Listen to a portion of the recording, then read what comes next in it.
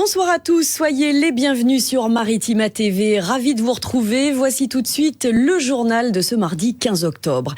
Et on revient pour commencer sur cet exercice délicat dont le lycée Jean Lurçat s'est sorti avec mention. L'établissement Martégal avait décidé de décaler d'une journée son hommage à la mémoire de Samuel Paty et Dominique Bernard, les deux professeurs assassinés dans les attentats terroristes. L'année dernière, la commémoration avait donné lieu à des centaines d'incidents et de provocations durant la minute de silence. Les enseignants, soutenus par leur direction, sont parvenus non seulement à instaurer de l'apaisement, mais surtout à susciter de l'émotion et de l'échange. Reportage sur mesure pour Michel Montagne.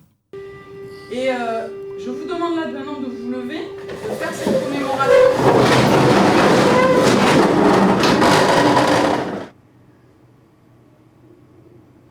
60 longues secondes, une vraie minute de silence, comme c'est malheureusement de moins en moins souvent le cas, parfaitement respectée par les élèves, et l'émotion très vive de la professeure à l'issue de l'hommage, une émotion plutôt rare dans une salle de classe. Et on est aussi des êtres humains, c'est ça que j'ai voulu aussi transmettre aux élèves.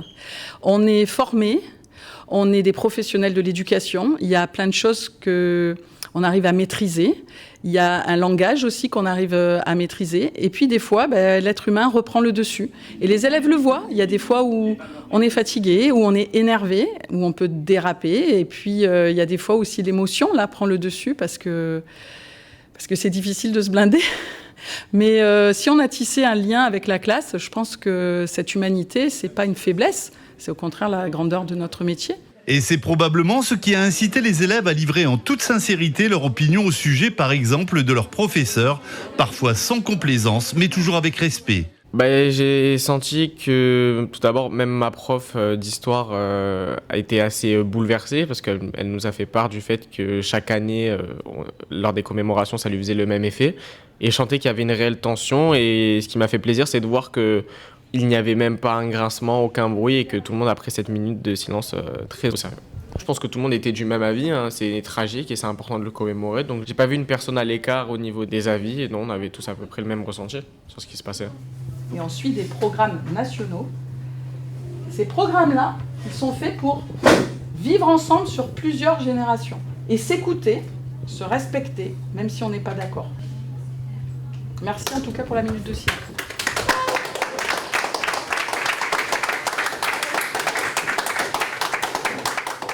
L'actualité de ce mardi marquée par une intrusion dans une école à Châteauneuf-les-Martigues. L'incident s'est produit ce matin à l'école Roger Salingro. 2 femmes, une mère et une fille, sont entrées dans l'enceinte de l'établissement, barre de fer à la main. Elles ont prétexté être poursuivies, ce qui a été démenti par le visionnage des vidéos de caméras de surveillance. Sur place, les équipes pédagogiques ainsi que les policiers municipaux et nationaux ont maîtrisé la situation sans difficulté. Une cellule psychologique a été mise en place pour les élèves qui ont été confinés. La journée, rassurez-vous, avait pu reprendre son cours normalement. Les 2 femmes ont été transportées à l'hôpital et selon les pompiers 13, elles semblaient être en souffrance psychologique. Une enquête est en cours. 4 policiers blessés suite à un refus d'obtempérer à Marseille. Les faits se sont déroulés la nuit dernière dans les quartiers nord. Une source proche du dossier explique qu'un véhicule a refusé de se soumettre au contrôle avant de prendre la fuite en prenant tous les risques. Le conducteur et ses 3 passagers, dont un mineur, ont percuté plusieurs véhicules en stationnement et d'autres de la police. Les forces de l'ordre sont finalement parvenues à les interpeller, comme l'a confirmé la préfecture de police des Bouches-du-Rhône. Les 4 occupants du véhicule ont été placés en garde à vue. Quant aux policiers de cette intervention, ils souffrent de douleurs à l'épaule, au cervical et au dos. On parle du temps pour poursuivre ce journal, le temps qui joue régulièrement les troubles fêtes. Les crues, c'est vrai, sont de plus en plus fréquentes, vous l'avez constaté, dans les Bouches-du-Rhône, occasionnant des inondations. C'est pourquoi le département veut permettre aux 138 000 habitants des zones inondables de se protéger contre les montées des eaux. Le programme Inondation permettrait de protéger à 90% l'exposition des maisons à risque aux inondations. Les explications de Martine Vassal, la présidente du département, au micro de Flavio Noriga. Quand vous avez 1 mètre d'eau qui rentre dans la maison, c'est énorme.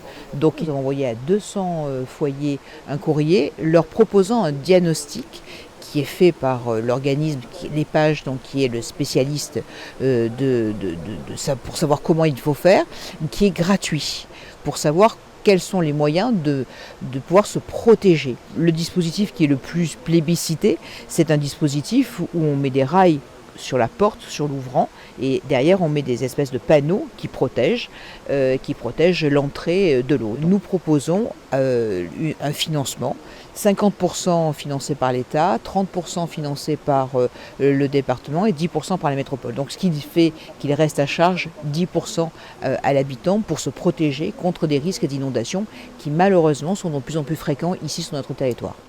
Et Météo France place notre département en vigilance jaune, pluie, inondation justement cette nuit de 22h jusqu'à 10h demain matin, doublée d'une vigilance jaune orage entre minuit et 6h du matin. Emploi, près d'un salarié sur 2 craint une discrimination à l'embauche. C'est ce que révèle l'étude Verian pour le MEDEF présentée à l'occasion de la semaine de l'entreprise responsable et inclusive. L'étude a été menée en ligne du 11 au 24 juillet sur un échantillon de 1800 personnes représentatives de la population française. Un salarié du secteur privé âgé de plus de 16 ans, 48% pensent pouvoir être victimes à l'avenir d'une inégalité de traitement à l'embauche. Ce chiffre retombe à son niveau de 2022. Première source de crainte de discrimination, l'âge, l'apparence physique et le sexe sont également perçus comme critères pouvant affecter le recrutement devant le handicap ou encore l'origine ethno-raciale. Le nombre d'étudiants en situation de handicap, justement, n'a jamais été aussi élevé. À la rentrée 2022, ils étaient plus de 59 000 dans les établissements publics et privés d'intérêt général, selon le ministère des Solidarités. Mais ce progrès quantitatif ne s'accompagne pas forcément d'une inclusion optimale. Plusieurs obstacles sont pointés du doigt, comme le refus d'aménagement. À la page santé, une seule visite pour une double vaccination. La campagne de vaccination Covid et grippe est lancée. Pour la 2e année consécutive, les 2 vaccins peuvent être couplés. Les médecins, pharmaciens et infirmiers peuvent vous vacciner. Alors sont concernées les personnes éligibles à la vaccination, en l'occurrence les plus de 65 ans, les femmes enceintes ou encore les personnes atteintes de maladies chroniques, voire en situation d'obésité. Ces personnes ont d'ailleurs reçu un courrier contenant un bon de vaccination et sont invités à se présenter en pharmacie pour obtenir gratuitement leur vaccin. En tout, 17,3 millions de lettres ont été envoyées. Alors qu'Octobre Rose se poursuit, coup de projecteur dans cette édition sur l'Institut Paoli Calmette à Marseille. Le centre de lutte contre le cancer du sein est équipé des dernières technologies dans son service d'imagerie de la femme. Des installations qui permettent un meilleur diagnostic, mais aussi un meilleur accueil pour les patientes. Reportage signé Cassandra Mourou. Le docteur Estelle Pipon, chef de service en scénologie, nous présente ce tout nouveau mammographe installé au mois d'août. Il a été financé grâce à des associations. On va placer le sein de la patiente ici. On va faire généralement 2 incidences, en oblique et de face. Et donc en fait le mammographe va tourner pour s'adapter à la position. Là on voit qu'on a des palettes qui sont assez ergonomiques parce qu'elles sont un petit peu arrondies. Ça permet quand même que ce soit un petit peu moins douloureux que... C'est souvent la crainte. Voilà, c'est souvent la crainte des patientes. Donc généralement, elles sont contentes quand même. Quand elles le passent ici, elles disent que ça va. On a des manipulatrices qui sont assez gentilles aussi et douces, et c'est important. 5 à 10 minutes pour la mammographie. Puis ensuite, la dame va dans la salle d'attente, dans la cabine. Et après, nous, on la voit de l'autre côté, les radiologues, pour faire l'échographie, si besoin. Des fois, on n'a pas besoin de faire d'échographie complémentaire, mais la plupart du temps, oui, et au moins pour faire un examen clinique. Dans une des salles de biopsie, les patientes peuvent s'allonger et, si elles le souhaitent, regarder des paysages. C'est des choses qui permettent aux patientes de s'échapper un petit peu pendant le geste qui peut être un peu long. En fait, c'est le temps qu'on place la patiente, qu'on mette bien le sein, qu'on repère bien les petites calcifications et qu'on fasse tout le geste. Ça peut être un petit peu long, un petit peu anxiogène. Donc c'est vrai que ça permet un peu de s'échapper. Donc là, on a le coucher du soleil. On a aussi des cascades, des petits paysages sympas pour s'évader. Souvent le ressenti, le stress, le fait d'être ici pour faire une biopsie qui est un petit peu anxiogène. Donc quand on arrive un petit peu à s'évader, tout se passe bien. On essaye en tout cas d'être à la pointe de ce qu'on peut offrir aux patientes en termes de confort et de qualité. Toujours dans cette perspective, l'Institut Paoli-Calmettes pourrait prochainement s'équiper de casques de réalité virtuelle. Et on vient de loin donc pour l'Institut Paoli-Calmettes à Marseille, institut qui vous reçoit pour vos dépistages. Les rendez-vous sont d'ailleurs ouverts sur Doctolib. À partir de 50 ans, faites-vous dépister tous les 2 ans. Vous vous en remercierez. C'est le slogan de cette campagne d'Octobre Rose 2024. Il faut vous en souvenir. On passe au don du sang. Une collecte est prévue demain à Martigues. L'établissement français du sang vous donne rendez-vous l'après-midi entre 15h et 19h30 à la Maison du Tourisme, à la salle Dufy. Alors pour tous ceux qui souhaitent donner leur sang pour la première fois, je vous rappelle qu'il faut être âgé de 18 ans minimum jusqu'à 70 ans, peser plus de 50 kilos et être en bonne santé. Et puis évidemment présenter votre pièce d'identité. N'hésitez pas à prendre rendez-vous sur le site de l'EFS. Solidarité à présent, la Banque Alimentaire fête ses 40 ans, et oui déjà, et demain, pour la Journée mondiale de l'alimentation, c'est portes ouvertes à la Banque Alimentaire des Bouches-du-Rhône. L'occasion de se rapprocher le temps d'une après-midi du premier acteur dans le don alimentaire gratuit, qui par ses actions contribue à lutter contre la précarité, l'exclusion et le gaspillage. Au programme, visite des locaux, rencontres avec les équipes solidaires, découverte des missions de bénévolat et puis des stands thématiques avec des ateliers et des animations. Rendez-vous pris donc demain entre 14h et 17h30. C'est au boulevard de la Pomme, numéro 116, au Master Park dans le 11e arrondissement de Marseille.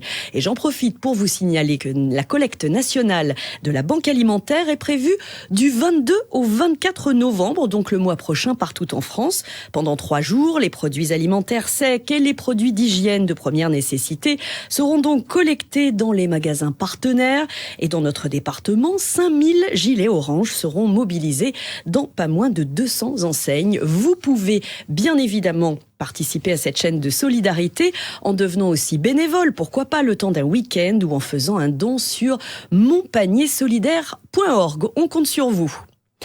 Elle est de retour, l'opération brioche de la Chrysalide, dont vous en parlez hier. Une simple pâtisserie devenue une véritable institution qui permet à l'association de financer structures et projets au bénéfice des personnes en situation de handicap. La vente des brioches se poursuit jusqu'à dimanche. Les ambassadeurs et ambassadrices de l'opération vous attendent à l'entrée des principales grandes surfaces du territoire, notamment à Martigues, Istres, Châteauneuf ou encore Port-de-Bouc, et puis également devant les établissements scolaires à l'heure de la sortie des classes. Et justement, pour vous donner un bon exemple du bon usage de ces dons, souvenez-vous, il y a un an, un nouveau restaurant ouvrait ses portes à Port-de-Bouc, l'Ascua, ce qui signifie braise en espagnol, avec pour ambition de servir une cuisine de grande qualité dans un beau cadre. Sa particularité, il se trouve dans l'enceinte de l'ESAT et emploie en majorité des jeunes en situation de handicap, tant en cuisine que pour le service. On vous invite à revoir le reportage de Michel Montagne, réalisé en octobre 2023.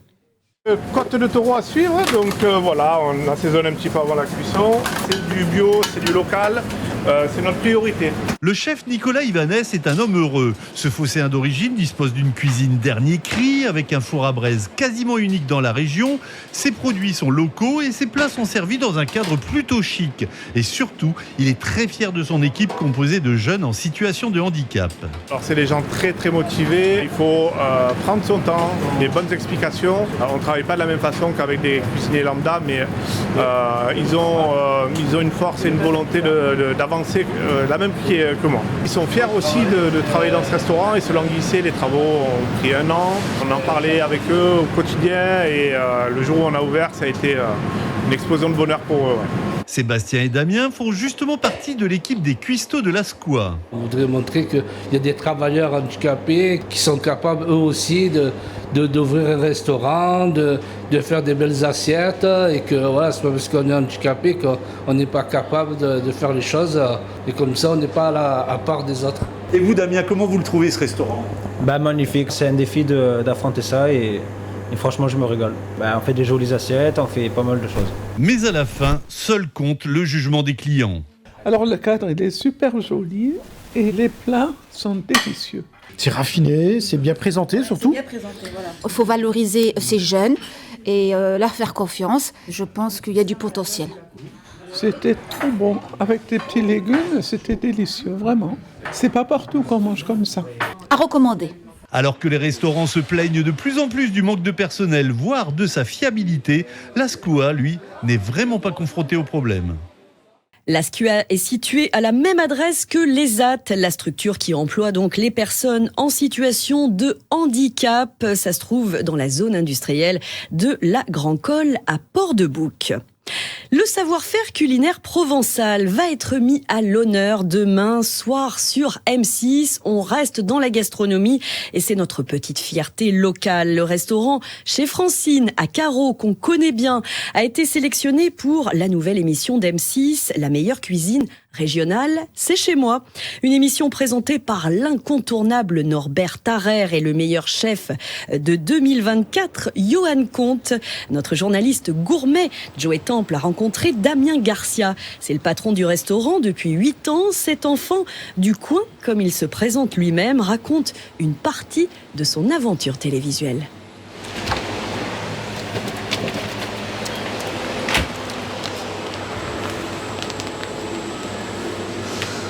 Poutargue de Frédéric, donc de Port-de-Bouc, saveur des calanques. Et ça c'est le produit qu'on a présenté donc, à l'émission, à Norbert et au chef Comte. Et produit avec lequel ils se sont régalés. Je suis resté vraiment dans les produits d'ici, donc je leur ai proposé la soupe de poisson en entrée, bien entendu, avec la rouille, les petits croûtons, l'ail et les mentales râpées. Donc soupe de poisson maison avec les poissons d'ici, pêchés par le pêcheur de Carreau, un des pêcheurs de Carreau. Je leur ai servi à table, expliqué tout le processus qu'ils ne connaissaient pas forcément. Donc tartiner les croûtons à la rouille, arroser la soupe et après manger. Et ils auraient fait ça dans l'autre sens en fait. Donc nous on aime bien quand le croûton s'imbibe, tout ça. Donc ils ont écouté, ils ont mangé, ils se sont régalés aussi. Voilà, donc ça c'était l'entrée. Et ils ont trouvé le goût de la soupe vraiment présent. Enfin voilà, c'était assez sympa. Il y a eu un petit moment de partage aussi avec le pêcheur. On a été filmé aussi sur le port de Carreau en allant chercher le poisson. Voilà, donc ça a été un petit moment sympa. Et puis voilà, en direct, on a eu aussi les commentaires, les bons commentaires des chefs quoi, qui se sont régalés. Quoi.